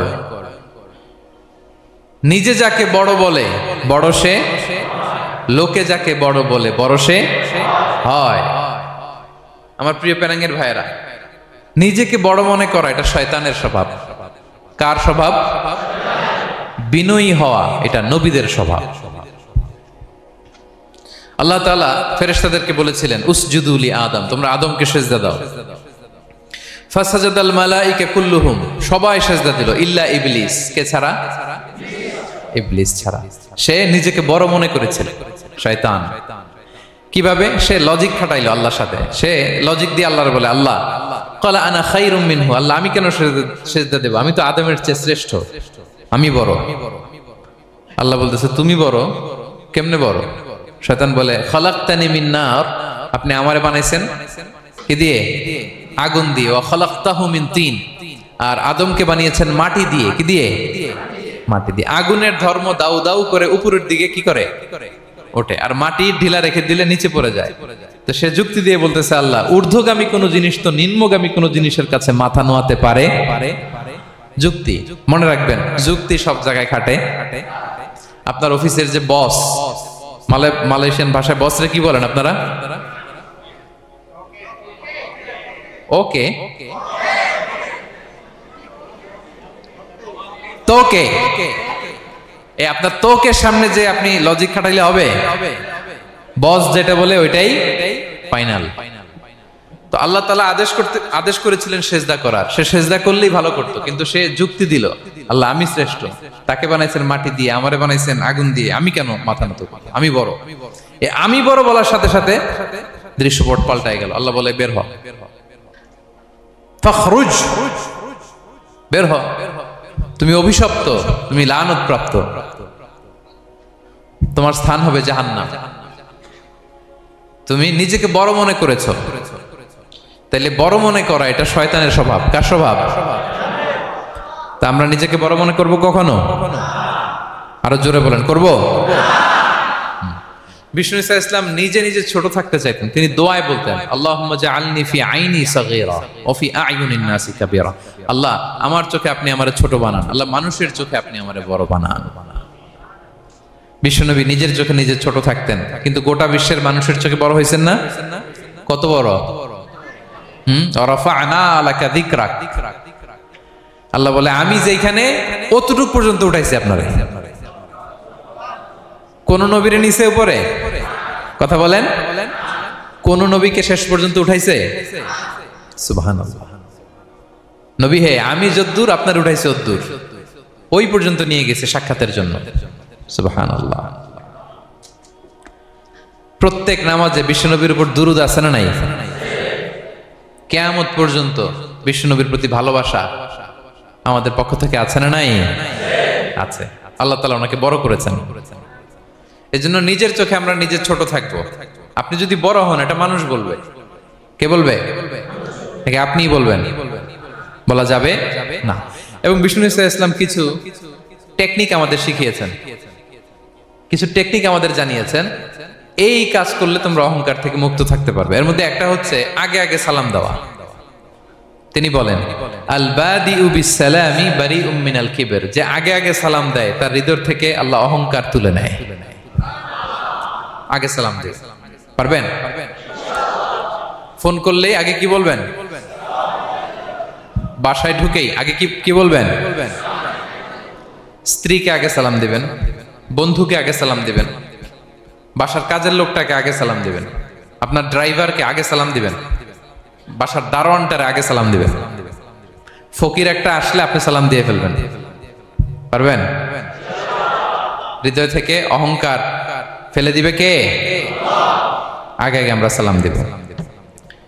এবং তার চেয়ে ভয়ঙ্কর কথা হচ্ছে, বিষ্ণু ইসলাম বলেন যে লা ইয়াদখুলুল জান্নাতা মান কানা ফি কলবিহি মিসকালু হাববাতি খারদাল মিন কিবর, যার হৃদয়ে সরিষার দানা পরিমাণ অহংকার থাকে, ওই ব্যক্তি কশিনকালেও আল্লাহর জান্নাতে প্রবেশ করার সুযোগ পাবে না। কশিনকালেও পাবে না। এর কারণ অহংকার আল্লাহর চাদর। অহংকার কার চাদর? আল কিবরিয়া রিদাই ওয়াল আযামাতু ইজারি। আল্লাহ বলে, অহংকার আমার চাদর, বড়ত্ব আমার লুঙ্গি। যে এগুলো ধরে টান দেয় তারে আমি জাহান্নামে নিক্ষেপ করব। ফালা উবালি, ফালা উবালি, আই ডোন্ট কেয়ার। আমি ওদিকে কেয়ার করি না, আমি তারে জাহান্নামে ফেলবো। সো অহংকার আমাদের সাজে না। আমি শুরুতেই তো বললাম, আমাদের লাইফ সার্কেলটা একটু দেখাইলাম না যে ছিলাম কই। অস্তিত্বহীন থেকে দয়া করে মায়া করে তিনি আমাকে অস্তিত্বে এনেছেন। কত ছোট্ট, কত ক্ষুদ্র, কত নগণ্য, কত দুর্বল ছিলাম আমরা। আবার যৌবনের একটা পিরিয়ড কাটিয়ে, যৌবনের সময় তো কতটা দুর্বলতা বললাম, আবার সেই দুর্বল, মানে দুর্বল থেকে দুর্বল। এই হচ্ছে আমাদের লাইফ স্টোরি, লাইফ হিস্ট্রি। তাহলে অহংকার আমাদের সাজে। অহংকার তার সাজে যার কোনো ক্ষয় নাই, যার কোনো লয় নাই, যার কোনো অভাব নাই। হ্যাঁ, গোটা বিশ্ব তার মুখাপেক্ষী, তিনি কারো মুখাপেক্ষী না। ঠিক কিনা? গোটা বিশ্ব তার কাছে ঠেকা, তিনি কারো কাছে ঠেকা না। ঠিক কিনা? গোটা বিশ্ব তাদের সার্ভাইভালের জন্য তার প্রতি মুখ থুবড়ে পড়ে থাকে, তিনি কারোর জন্য বসে থাকা লাগে। অহংকার সাজে তার। আর এই আল্লাহর অহংকারের চাদর ধরে যে টান দেয়, আল্লাহ বলে, ওরা আমি জাহান্নামে ফেলবো, আর তাদেরকে আমি পছন্দ করি না। আল্লাহ তাআলা অহংকারীদেরকে পছন্দ করেন না। তাহলে অহংকারকেও আমরা না বলে দিব, নো বলবো। নো, আওয়াজ করে বলেন নো। শুধু মুখে মুখে নো নাকি অন্তর থেকে? এই তো আজকের দিওয়ান কুলিয়ার বাইরে ফেলে দিছি আমরা অহংকার। কি বলেন পেনাঙ্গের ভাইরা? আর অহংকার করব? আপনি বিনয়ী হন। মান তাওয়াদা তারাফা। বিষ্ণু বলেন, যে নিচু হয় আল্লাহ ওর টাইনা উঁচু করে। আপনি বিনয়ী হবেন, আল্লাহ আপনার উঁচু করবে। আর আপনি উঠতে চাবেন, এক থাপ্পড় মেরে জমিনে আল্লাহ মিশাই দিবে। এজন্য বড়ত্ব, দাম্ভিকতা এটা আল্লাহর পোশাক। আমরা যেন তার পোশাক ধরে টান না দেই। এই পয়েন্টটা কি সবার কাছে ক্লিয়ার? আচ্ছা, কয়টা গেল? এক নম্বরে কি ছিল? হ্যাঁ, সীমা লঙ্ঘনকারীকে আল্লাহ তাআলা পছন্দ করেন না। দুই নাম্বার, এই তো মনে রাখছেন, মাশাআল্লাহ, অনেক এনার্জেটিক অডিয়েন্স, খেয়াল রাখছে। আর শুরুতে বলছিলাম তো, মনে রেখে দিছে এজন্য যে ধরবে তো মাঝখানে। আচ্ছা, জালিমকে আল্লাহ পছন্দ করেন না। এইমাত্র যেটা বললাম, তিন নাম্বার, অহংকারী ব্যক্তিকে আল্লাহ পছন্দ করেন না। চার নাম্বার হচ্ছে অপচয়কারী বা অপব্যয়কারী। অপচয়কারী বা অপব্যয়কারী, এই শ্রেণীর ব্যক্তিকে আল্লাহ তাআলা পছন্দ করেন। আল্লাহ বলেন, কুলু ওয়াশরাবু ওয়ালা তুসরিফু, তোমরা খাও পান করো, কিন্তু ওয়ালা তুসরিফু, তোমরা অপব্যয় করো না। ইন্নাহু লা ইউহিব্বুল মুসরিফিন, আল্লাহ তাআলা অপব্যয়কারীকে পছন্দ করেন না। অপচয়, প্রয়োজন নাই তারপরও খরচ, অপ্রয়োজনীয় খরচ, এটা আল্লাহ পছন্দ করেন না। ইভেন কি দানের ক্ষেত্রেও, আপনি যে দান করবেন, এখানেও ভারসাম্যপূর্ণ দানের কথা বলা হয়েছে। আল্লাহ বলছেন, ওয়াল্লাযীনা ইযা আনফাকু লাম ইউসরিফু ওয়া লাম ইয়াকতুরু ওয়া কানা বাইনা যালিকা কাওয়ামা, যারা দান করে, দানের ক্ষেত্রে কৃপণতাও করেন, আবার সব দিয়ে দেন। যেমন আপনার ছেলের স্কুলের বেতন দিতে হবে, ফ্যামিলির খরচ আছে, এটা আছে সেটা আছে, কিন্তু আপনি বেতনে সব দিয়ে দিলেন একজনকে, তো আপনি চলবেন কেমনে? দেয়া যাবে না, ভারসাম্যপূর্ণ হয় নাই, ভারসাম্যপূর্ণ হইতে হবে। তাহলে অপচয়টা আল্লাহ তাআলা পছন্দ করেন না। এবং বিষ্ণু সাল্লাল্লাহু আলাইহি ওয়াসাল্লাম বলেছেন, কুলু ওয়াশরাবু, খাও পান করো, ওয়া তাসাদদাকু, দান করো, ওয়ালবাসু, যা মনে চায় পরিধান করো। ভালো পোশাক পরিধান করে আপনি আল্লাহর শুকর করবেন, কোনো অসুবিধা নেই, কিন্তু শর্ত হচ্ছে মা লাম ইউখালিতুহু ইসরাফ, এটার মধ্যে কোন ধরনের অপচয় অপব্যয় থাকতে পারবে, আও মাখিলা, অথবা বড়ত্ব থাকতে পারবে না। তাহলে 4 নম্বরে আমরা জানলাম যে অপচয়কারীকে আল্লাহ তাআলা পছন্দ করেন না। শুধু এখানেই শেষ না, আল্লাহ তাআলা অপচয়কারীকে শয়তানের ভাইয়ের সাথে তুলনা করেছেন। কার ভাই? আল্লাহ বলেন, ওয়ালা তুবাযযির তাবযীরা, তোমরা অপচয় করো না, কারণ ইন্নাল মুবাযযিরিনা কানু ইখওয়ানাশ শায়াতিন, অপচয়কারী কার ভাই? ওয়া কানা শাইতানু লিরাব্বিহি কাফুরা, শয়তান তার প্রভুর ব্যাপারে অকৃতজ্ঞ। তাহলে আমরা জানলাম অপচয়কারী কার ভাই? আচ্ছা বলেন তো, বুঝে শুনে উত্তর দিন, যিনি শয়তানের ভাই উনি নিজেও একটা কি? বলে ফেলছেন আপনারাই, আমি আর কি বলবো। যারা আল্লাহ শয়তানের ভাই বানাইছে ও নিজেও একটা কি? তাহলে এটা যেন আমরা না করি, আমরা যেন পরিমিতি বোধ যেন আমাদের ব্যয়ের ভেতরে থাকে। এই আয়াতগুলোতে আমরা দুইটা শব্দ পাই, একটা ইসরাফ আর একটা তাবযীর। ইন্নাল্লাহা লা ইউহিব্বুল মুসরিফিন, আর জায়গায় ওয়ালা তুবাযযির তাবযীরা, দুটোই হারাম পেনাঙ্গের ভাইয়েরা। পার্থক্যটা কি? পার্থক্য হচ্ছে ইসরাফ মানে হচ্ছে বৈধ বা হালাল কোনো ক্ষেত্রে প্রয়োজনাতিরিক্ত ব্যয় করা, হালাল হালাল, কিন্তু আপনি অতিরিক্ত খরচ করছেন। বাসায় আম লাগবে 2 কেজি, কয় কেজি? 2 কেজি হলে সুন্দর খাওয়া যায়, নিয়ে আসছেন 10 কেজি, কয় কেজি? 3 দিন পরে এগুলো পচে টচে নষ্ট হয়েছে, অপচয় হয়েছে না? কিন্তু আম কিনা হালাল না হারাম? আম খাওয়া হালাল না হারাম? তাহলে এই যে হালাল জিনিসে প্রয়োজনাতিরিক্ত যে খরচ করছেন, এটাকে বলে ইসরাফ, এটা নিষেধ। আরেকটা আল্লাহ যেটা আরো ভয়ঙ্কর, শয়তানের ভাই বানাইছে আল্লাহ যে কারণে, ওটার বলে তাবযীর। ওটা কি? তাবযীর হচ্ছে অবৈধ বা হারাম কোনো ক্ষেত্রে প্রয়োজনাতিরিক্ত ব্যয় করা। এমনি কাজটা হারাম, এমনি কাজটা কি? বলেন তো, মদ খাওয়া কি? এখন ট্রাক ভর্তি করে মদ নিয়ে আসছেন। নাচানাচির অনুষ্ঠানে ফান্ডিং করা কি? অশ্লীলতা, নৃত্য প্রদর্শনের একটা প্রোগ্রাম হবে নারীদের, এটাতে ফান্ডিং করাটা কি? হারাম। এখানে আপনি হাত খুলে দান করছেন, এটার বলে তাবযীর। তাহলে ইসরাফও হারাম, তাবযীরও হারাম। দুইটার মধ্যে বেশি হারাম হচ্ছে তাবযীর, যে তাবযীরের কারণে আল্লাহ তাআলা তাকে শয়তানের ভাই বলেছেন। তাহলে অপচয়ের সাথে আমাদের কোনো সম্পর্ক, আমরা একটু গলা ফাটিয়ে অপচয়কে নো বলে দিব, আওয়াজ করে বলেন নো। আজকে থেকে আর কোনো অপচয় নাই, আজকে থেকে অপচয় নাই। বিশ্বনবী সাল্লাল্লাহু আলাইহি ওয়াসাল্লাম একবার আম্মাজান আয়েশা রাদিয়াল্লাহু তাআলা আনহার ঘরে ঢুকলেন, ফাওয়াজাদা কিসরাতা খুবজিন মুলকাতিন আলাল আরদ। আম্মাজান আয়েশার ঘরে ঢুকেই দেখলেন এক টুকরো রুটি মাটিতে পড়ে আছে। কোথায় পড়ে আছে? ফাগাদিবান নবী, নবী সাল্লাল্লাহু আলাইহি ওয়াসাল্লাম রেগে গেলেন, তিনি রাগান্বিত হলেন, প্রচন্ড রেগে গেলেন। রেগে আম্মাজান আয়েশাকে বললেন, আয়েশা, এই যে আল্লাহর রিজকে তুমি নষ্ট করছো, আল্লাহর রিজিকের মূল্যায়ন করতে শেখো আয়েশা। কোন ঘরে যদি আল্লাহর রিজিক আসে আর ওই রিজিককে যদি মূল্যায়ন করা না হয়, তাহলে সে রিজিক আর এই ঘরে আসে না। কারণ এই রুটিটা খেয়েই তো তুমি বেঁচেছিলা, ঠিক কিনা? আজকে আমরা যেই রুটিটা, যেই ভাতগুলো ফেলে দিয়ে ডাস্টবিনে, এতটুকু খাইলে আমার কাশ্মীরের ভাইরা বেঁচে যাবে, এতটুকু পাইলেই আমার ফিলিস্তিনের ভাইরা বেঁচে যায়, এতটুকু পেলেই ওই ডাস্টবিনে মারামারি করে যারা খাবার খোঁজে ওরা বেঁচে যায়, ঠিক কিনা? এই জন্য বিষ্ণু ইসলাম রেগে গেলেন। বিষ্ণু সবসময় রাখতেন না, রেগে বললেন, আয়েশা, আল্লাহর নেয়ামতের কদর করো। তোমার ঘরে রিজিক আসলে ওটার যদি মর্যাদা না দাও, এই রিজিক তোমার ঘরে আর ঢুকবে না। নট নেসেসারি শুধু খাবারের ক্ষেত্রে, যে কোনো ক্ষেত্রে অপচয় যেন না হয়, অপচয় অপব্যয় যেন না হয়। আমরা অনেক সময় করে ফেলি, খেতে বসলে অনেক খাবার নিয়ে ফেলি, অর্ডার করতে গেলে দোকানে অনেক অর্ডার করে ফেলি, রেস্টুরেন্টে, কিন্তু এই খাবারগুলো নষ্ট করা যাবে না। ডাস্টবিনে যেন না যায় আপনার কারণে। আপনি কি করবেন? লেফট ওভার ফুড সাথে করে বঙ্গুজে নিয়ে আসবেন। আপনারা তো বঙ্গুজ বলেন নাকি? পেনাঙ্গে কি বলে? বঙ্কুজ। হ্যাঁ, টেক অ্যাওয়ে বা বঙ্কুজ বললে ওরা বঙ্কুজ দিবে, নিয়ে আসবেন, বাসায় এনে রাতে খাবেন, তারপরের দিন খাবেন, অথবা কাউকে দিয়ে দিবেন, কিন্তু খাবার নষ্ট করা চলবে। কারণ ইন্নাল্লাহা লা ইউহিব্বুল মুসরিফিন, আল্লাহ তাআলা অপচয়কারীকে পছন্দ করেন। কথাটা কি বুঝতে পেরেছেন সবাই? আচ্ছা, কয়টা গেল? আর বাকি রইল কয়টা? 5 নাম্বার, খেয়ানতকারী। আমানতের খেয়ানত যে করে, বা বিশ্বাসঘাতক, আমানতের খেয়ানত যে করে। অনেক লম্বা কথা, আমি যেহেতু সময় কম শেষ করে দিচ্ছি। ইন্নাল্লাহা লা ইউহিব্বুল খাইনিন, আল্লাহ তাআলা খেয়ানতকারীকে পছন্দ করেন। বিশ্বাসঘাতকতা যে করে, আল্লাহর কথা বাদ দেন, আমাদের সমাজে বলেন, কেউ যদি বিশ্বাসঘাতকতা করে আমরা পছন্দ করব? করব না, তাকে কেউ পছন্দ করে না।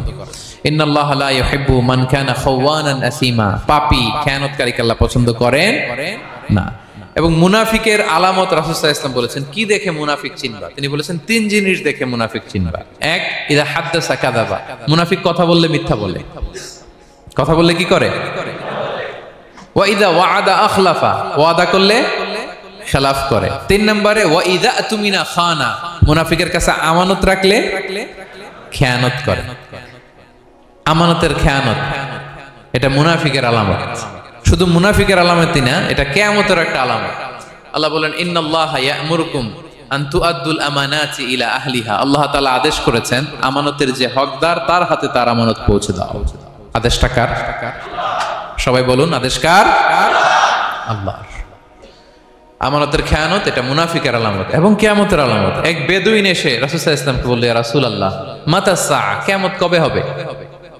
কি কবে হবে? কিয়ামত কবে হবে? রাসূল সাল্লাল্লাহু আলাইহি ওয়াসাল্লাম বললেন, ইযা দুইয়াতিল আমানাতু ফান্তাযিরিস সাআ, যখন আমানতের খেয়ানত শুরু হবে সমাজে, তখনই কিয়ামত হবে। সে বলল, ইয়া রাসূলুল্লাহ, কাইফা ইদাআতুহা, আমানতের খেয়ানত আবার কেমনে হয়? সহজ সরল মানুষ, আমানতের খেয়ানত হয় কেমনে? বিষ্ণু বললেন, ইযা উসিদাল আমরু ইলা গায়রি আহলিহি ফান্তাযিরিস সাআ, যে লোক যেই কাজের যোগ্য নয় তাকে যখন সেই কাজে বসিয়ে দেয়া হবে, তখনই কিয়ামত হয়ে যাবে। এখন এটা আছে না নাই সমাজে? বলেন। হ্যাঁ, যে যেই কাজের যোগ্য না সেই কাজ সে পায় না। সবাই বলেন তো, যে যেই চেয়ারে বসার যোগ্যতা রাখে না, ওই চেয়ারে সে বসে কি বসে না? নেতা হওয়ার যোগ্যতা নাই, নেতা হয়ে গেছে। পদের যোগ্যতা নাই, পদ পেয়ে গেছে। চাকরির যোগ্যতা নাই, ওই যে উপর থেকে ফোন আসছে, ফোনের ঠেলায় চাকরি হয়ে গেছে। দেশেরও 12টা বেজে গেছে। এইভাবেই আমানতের খেয়ানত হয়। প্রিয় ভাইরা, আমানত ব্যাপারটা অনেক বড়। অনেকে মনে করে, আপনারা কি বোরিং হয়ে যাচ্ছেন? আর অল্প, আর ম্যাক্সিমাম 10 মিনিট। প্রিয় ভাইরা, আমানত এই ব্যাপারটা অনেক বড়। অনেকে মনে করে, একজন আমার কাছে একটা মোবাইল রেখে গেছে, বলছে, ভাই এই মোবাইলটা আগামী সপ্তাহে এসে নিয়ে যাবো। তো অনেকে মনে এইটাই শুধু আমানত, অনেক ভালো। বা 10,000 রিঙ্গিট রেখে বললো, 3 দিন পরে এসে আমি টাকাটা তোমার কাছ থেকে নিব। তো আপনি দিয়ে দিলেন, এটা তো আমানতদার হলেনি। কিন্তু শুধু এতটুকু আমানত নয় প্রিয় ভাইয়েরা আমার। আল্লাহ তাআলা আমাদেরকে যা দান করেছেন তার সবই আমানত, সবকিছুই আমানত। এই যে আমাকে আল্লাহ জ্ঞান দিয়েছেন, এই জ্ঞানটা আমানত। যাদেরকে আল্লাহ পরিচিতি দিয়েছেন, পরিচিতি এটা আমানত। আমার অর্থ, আমার সন্তান, আমার ক্ষমতা, আল্লাহর দেয়া প্রতিটি নিয়ামতই আমানত। এবং এই আমানতের ব্যাপারে আল্লাহ তাআলা জিজ্ঞেস করবেন। আপনি একটা প্রতিষ্ঠানের প্রধান, এই প্রতিষ্ঠান আপনার কাছে আমানত। আপনি মসজিদের সভাপতি, এই মসজিদ আপনার কাছে আমানত। আপনি চেয়ারম্যান, এই ইউনিয়ন পরিষদটা আপনার কাছে আমানত। কি বলেন? আপনি MP, member of the parliament, এই নির্বাচনী এলাকাটা আপনার কাছে আমানত। আপনি রাষ্ট্রপ্রধান, পুরো রাষ্ট্রের প্রতিটি ইঞ্চি আপনার কাছে কি? এই আমানতের খেয়ানত যখন হবে, বিষ্ণু বললেন তখনই কিয়ামতের অপেক্ষা করো, ফান্তাযিরিস সাআহ, কিয়ামত হয়ে যাবে। তাহলে খেয়ানতকারীকে আল্লাহ তাআলা পছন্দ করেন না, আমানতের খেয়ানতকে পছন্দ করেন। আর আমানত এটা ব্যাপক বিষয়। আমার জ্ঞান, আমার ক্ষমতা, আমার পরিচিতি, আমার সন্তান, আমার স্ত্রী, সবকিছু আমানত। এবং এগুলোর ব্যাপারে আল্লাহ তাআলা আমাদেরকে জিজ্ঞেস করবেন। কয়টা গেল? তাহলে খেয়ানতকে আমরা নো বলে দিব। আওয়াজ করে বলেন নো। একটা সাথে আমাদের সম্পর্ক নেই। 6 নম্বরে হচ্ছে ফাসাদ সৃষ্টিকারী, বিশৃঙ্খলা সৃষ্টিকারী। সমাজে যারা বিশৃঙ্খলা সৃষ্টি করে তাদেরকে আল্লাহ পছন্দ করেন না। আল্লাহ বলেন ইন্নাল্লাহা লা ইউহিব্বুল মুফসিদিন। আল্লাহ তাআলা ফাসাদ সৃষ্টিকারীদেরকে কখনো পছন্দ করেন না। সমাজে নানাভাবে, সামাজিকভাবে ফাসাদ, রাজনৈতিকভাবে ফাসাদ, অর্থনৈতিকভাবে ফাসাদ, এই যত ফাসাদ বিশৃঙ্খলা আছে এগুলোর হোতা যারা, তাদেরকে আল্লাহ পছন্দ করে না। নানাভাবে দেখবেন যে সমাজে অনেকে ফাসাদ সৃষ্টি করে। আমাদের বাংলাদেশে কিছুদিন আগে কাঁচামরিচের দাম বেড়ে গেছে না? কেমনে বাড়লো? নিশ্চয়ই কেউ সিন্ডিকেট করছে, নিশ্চয়ই কেউ মজুদদারি করছে, নিশ্চয়ই এখানে কেউ ফাসাদ তৈরি করছে, ঠিক কিনা? প্রতিটি সেক্টরে আপনি খুঁজে দেখবেন ফাসাদ, হ্যাঁ, মারামারি, বিশৃঙ্খলা, ফাসাদ। এই কিছুদিন আগে এক নির্বাচনের প্রার্থীকে ধরে পিটাইছে, সবাই দেখলাম আমরা, তাই না? এটা ফাসাদ হয়েছে না? বিশৃঙ্খলা হয়েছে না? এই আপনি যদি ধরে ধরে বলেন, পরিবারে, সমাজে, রাষ্ট্রে, অর্থনীতিতে, বাজারে, প্রতিটি জায়গায় ফাসাদ আছে না নাই? আল্লাহ তাআলা বলেন ইন্নাল্লাহা লা ইউহিব্বুল মুফসিদিন। এই ফাসাদ সৃষ্টিকারীকে আল্লাহ তাআলা পছন্দ করে না। মদিনাতে এই যে টিকিটের দাম, সুন্দর কথা বলছেন, টিকিটের দাম বাড়ায় যারা দেয়, সেম গোস টু দেম, তাদের একই কথা, ফাসাদ সৃষ্টিকারী আর মুফসিদুন। এই যে আমাদের হাজিদের এত টাকা লাগে কেন? 50,000 টাকার টিকিট হয়ে গেছে কয় লাখ? 2 লাখ, কয় 1 লাখ। হজে যারা গেছে 1,95,000 টাকা করে পড়ছে একজনের টিকিট। কিয়ামতের দিন আল্লাহর সুপ্রিম কোর্টের কাঠগড়ায় তোমাকে দাঁড়াতে হবে, পাই টু পাই সেদিন হিসেব নিয়ে আল্লাহ তাআলা ছাড়বেন, ঠিক কিনা? সেদিন হবে আসল খেলা। এখন তো আমরা মাইক পেলেই বলি খেলা হবে, কিন্তু আসল খেলা কবে? লক্ষ লক্ষ কোটি মানুষের সামনে আল্লাহ তাআলা আপনার এই গোমর ফাঁস করে দিবেন। আল্লাহ তাআলা আপনাকে অপমানিত করে ছাড়বেন। তাই কোনো ফাসাদের সাথে, বিশৃঙ্খলার সাথে মুমিনের কোনো সম্পর্ক থাকতে পারে? মদিনায় মুনাফিকেরা এই ফাসাদ তৈরি করত। যখন তাদেরকে বলা হতো তোমরা ফাসাদ করো কেন, ওয়া ইযা কিলা লাহুম লা তুফসিদু ফিল আরদ ক্বালু ইন্নামা নাহনু মুসলিহুন। তারা বলতো আরে ফাসাদ কি, আমরাই তো ভালো মানুষ, আমরাই তো ভালো মানুষ, আমরাই তো ভালো কাজ করি। আল্লাহ বলে না, আলা ইন্নাহুম হুমুল মুফসিদুনা ওয়ালাকিন লা ইয়াশউরুন। ওরাই ফাসাদ সৃষ্টিকারী, ওরাই ফাসাদ সৃষ্টিকারী, ওরাই সমাজে বিশৃঙ্খলা সৃষ্টিকারী। ওদের ভেতরে এক, বাইরে আরেক, তার নাম মুনাফিক, ঠিক কিনা? মুনাফিকের সহজ সংজ্ঞা কি জানেন? ভিতরে লালন করে একটা, অনুভূতি বা ভাবে একটা, কিন্তু মুখ দিয়ে বলে, তার মানে ভেতরে এক, বাইরে আরেক, তার নাম দুই মুখ সাপেরা। এদিকে যায় বলে আপনার লগে আছে, আপনি খুব ভালো, ওদিকে যায় বলে আরে না না, উনি কি, উনি তো খুব খারাপ মানুষ, আপনি অনেক সবচেয়ে ভালো, আমি আপনার সাথে আছি। এরকম ডাকাইতে আছে না নাই? দুমুখ সাপ, ডাবল স্ট্যান্ডার্ড, নেহি এদার নেহি ওদার, দারমিয়ান মে সাদার বাদার, ডানেও না বায়েও না, মাঝখানে সদর বদর। বুঝেন? দুই নৌকার মধ্যে দুই পা দিছিলেন কখনো? কয় দিছি? অবস্থা কি হয়েছিল তোমার বলো? হ্যাঁ, পয়রা গেছিল? পড়বে। দুই নৌকায় দুই পা দেওয়া যায় না, হয় এই পা এদিকে নিয়ে আসতে হবে না ওদিকে চলে যেতে হবে, দুই পা দিলে এই উল্টায় পড়বে। মুনাফিকদের স্বভাব এটা, দুমুখ সাপ, ডাবল স্ট্যান্ডার্ড মেনটেন করে, টু ফেসড পার্সোনালিটি এরা। যেদিকে বৃষ্টি ওদিকে ছাতা, উপরে ফিটফাট ভিতরে সদরঘাট। তাদেরকে যখন বলা হয় তোমরা ফাসাদ সৃষ্টি করো না, ওরা বলে আরে আমরাই তো ভালো। আল্লাহ বলে না, তোমরাই ফাসাদ সৃষ্টিকারী, তোমরা জানো না। তো এই ফিতনা ফাসাদকে আল্লাহ হত্যার চেয়েও জঘন্য বলেছেন। তিনি বলেছেন আল ফিতনাতু আকবারু মিনাল কতল। এই ফিতনা সৃষ্টি করা, সমাজে পণ্যের দাম বাড়ানো, কাঁচামরিচের দাম বাড়ানো, অন্যের হক নষ্ট করা, টিকিটের দাম বাড়ানো, মজুদদারি করা, সমাজের স্বাভাবিক সামাজিক রাজনৈতিক ভারসাম্য যারা নষ্ট করে, এগুলো সব মুফসিদুন। সব কি? মুফসিদুন, ফাসাদ সৃষ্টিকারী, ফিতনাবাজ। আকবারু মিনাল কতল, সমাজের স্বাভাবিক যে ধারা, এই ফ্লোটাকে তারা নষ্ট করে। এবং ফাসাদের মাধ্যমে যদি কারো ক্ষতি করে, কাউকে কেউ হত্যা করে, সেজন্য গোটা বিশ্বের সবাইকে হত্যা করবে। আল্লাহ বলেন মান কাতালা নাফসান বিগাইরি নাফসিন আও ফাসাদিন ফিল আরদি ফাকান্নামা কাতালান নাসা জামিআ। অন্যায়ভাবে ফাসাদের মাধ্যমে যখন কেউ কাউকে হত্যা করে, সেজন্য গোটা বিশ্বের সবাইকে হত্যা করে। আকবারু মিনাল কতল, ফিতনা এত বড় ভয়ঙ্কর পাপ। তো এই ফিতনার সাথে, ফাসাদের সাথে, ফাসাদ সৃষ্টি করা, বিশৃঙ্খলার সাথে আমাদের কোনো সম্পর্ক, কারণ ইসলাম শান্তির ধর্ম। কিসের ধর্ম? শান্তির ধর্ম। কোনো অন্যায়, বিশৃঙ্খলা, বোমাবাজি, সন্ত্রাসবাদ, টেরোরিজম, এগুলোর সাথে ইসলামের কোনো সম্পর্ক, শান্তির ধর্ম। এজন্য আল্লাহ তাআলা ফাসাদ সৃষ্টিকারীদেরকে পছন্দ করেন। কয়টা গেল? সব শেষ হচ্ছে মন্দ কথার প্রচারক। আমার ভাইয়েরা, কি কথা?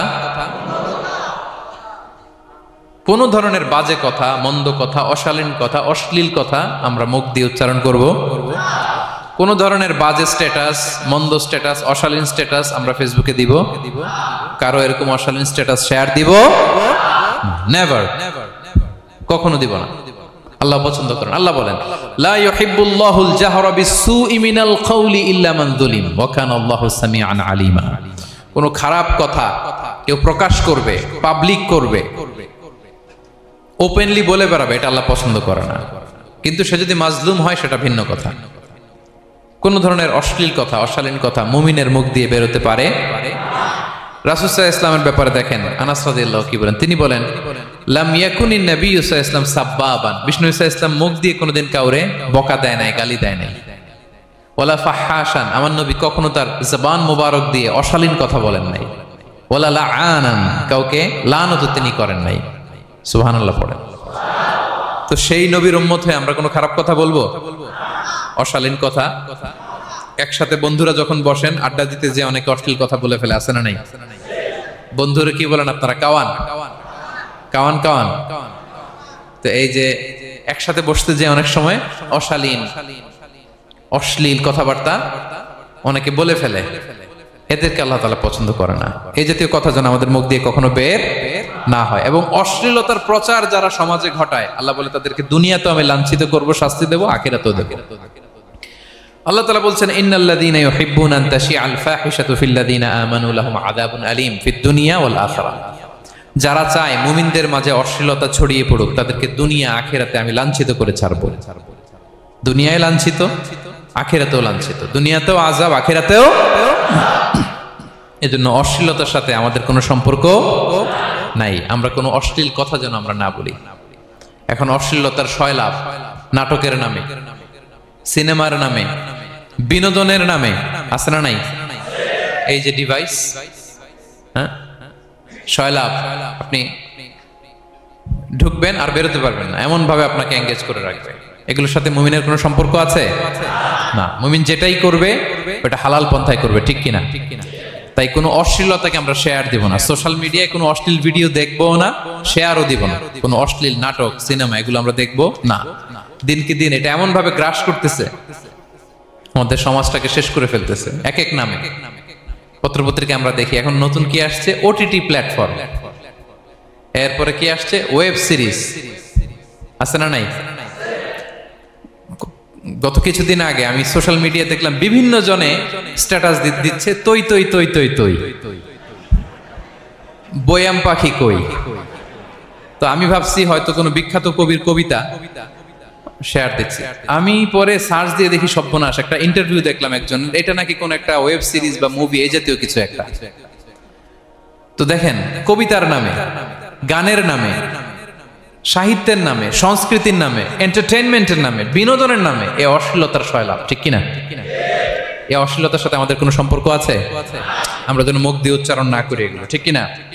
বিষ্ণু বলেন, ইন্নাল আবদা লা ইয়াতাকাল্লামু বিল কালিমাতি মা ইয়াতাবায়ানু ফিহা ইয়াজিল্লু বিহা ইলান নার আবআদা মিম্মা বাইনাল মাশরিক ওয়াল মাগরিব। বান্দা অনেক সময় মুখ দিয়ে এমন কথা মুখ ফসকে বলে ফেলে, এটা যে কত ভয়ঙ্কর, এটা যে তার জাহান্নামে নিক্ষেপ করবে সে কল্পনাও করতে পারে না। আপনার একটা কথা থেকে আপনি জাহান্নামের অধিবাসী হতে পারেন।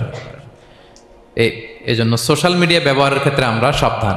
যে কোনো ধরনের গুজব, মিথ্যা কথা, হক্স নিউজ, অশ্লীলতা, স্ক্যান্ডাল, এগুলোর সাথে আমাদের কোনো সম্পর্ক নাই। আমরা সব সময় যেন শালীনতার মধ্যে থাকি, সত্যের পক্ষে থাকি। কথা বুঝতে পেরেছেন?